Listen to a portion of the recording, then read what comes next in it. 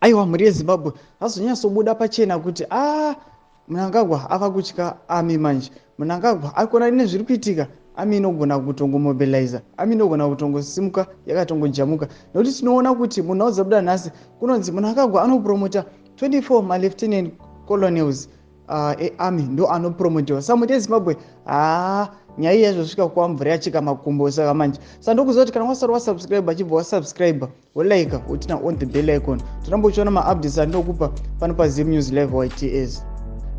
Saka mhuri yeZimbabwe tinoona kuti muzara nhasi panobuda nhau dzinonzi President Mnangagwa, yes, in terms of the Defense Act, promoted 24 Zimbabwe National Army lieutenant colonels to colonel with effect from 20 December 2023.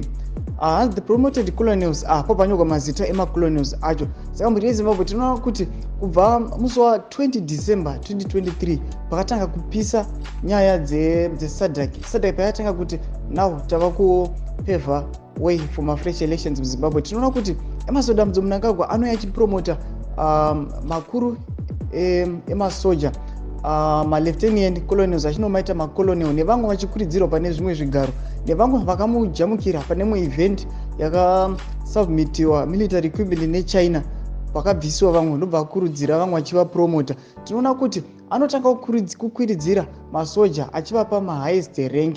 Saka mhuri yeZimbabwe chiitiko ichi chasimudza masuspicious kuti panenge paipapa zvimwe kuda mukuru anenge ava kutya. Kuva kungori kufunga kwevanhu, vanhu ndozvavari kuuya vachiresponda vachiti aiwa chichimbonyatsokuita chimbotifambira nyaya. Saka mhuri yeZimbabwe ndinokuti chibva wapinda mucomment section menu mumbotiudza kuti munofunga kuti kudii pamusoro penyaya iyi. Musakanga nekusubscribe, kulike nekutina on the bell icon. Tinombochiona maupdates andinokupa pano paZim News Live.